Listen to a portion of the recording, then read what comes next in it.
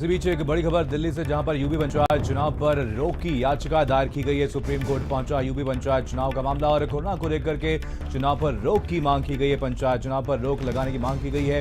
याचिका में इलाहाबाद हाईकोर्ट के फैसले को चुनौती दी गई है। तो एक बड़ी खबर आप तक पहुंचा रहे हैं। आपको बता दें, सुप्रीम कोर्ट में याचिका दायर की गई है और पंचायत चुनाव को रोकने की इस याचिका में मांग की गई। अवैस उस्मानी हमारे संवाददाता इसी और साथ जानकारी के साथ जुड़ गए हैं। अवैस, यूपी में पंचायत चुनाव हो रहे हैं, आज दूसरे चरण का चुनाव चल रहा है, आज वोटिंग हो रही है। इस बीच एक बड़ी खबर निकल करके सामने आई है, जहां पर याचिका में यूपी में पंचायत चुनाव रोकने की मांग की गई। आपसे जानना चाहेंगे किसकी तरफ से याचिका दायर की गई और क्या कुछ मांग इस याचिका में की गई है?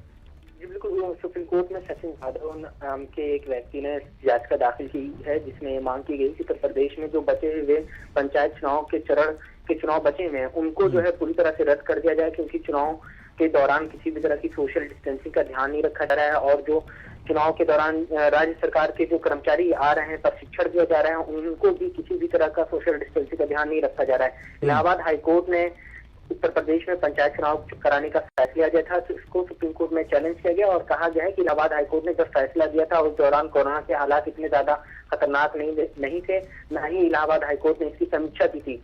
और याचिका में यह भी कहा गया है कि उत्तर प्रदेश में चल रहे पंचायत चुनाव को तब तक के लिए रद्द कर दिया जाए जब तक कि स्वास्थ्य महकमा जो है इसकी इजाजत ना दे दे कि अब हालात एकदम सामान्य हो गए और चुनाव कराया जा सकता है, तब तक के लिए रोक लगाने की मांग की है। फिलहाल अब देखना ये हो कि कल क्या इस मामले में मेंशनिंग होती है, सुप्रीम कोर्ट में जल्द सुनवाई के लिए कहा जाता है या नहीं कहा जाता है।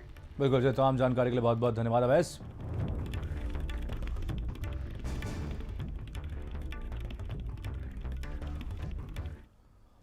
और वहीं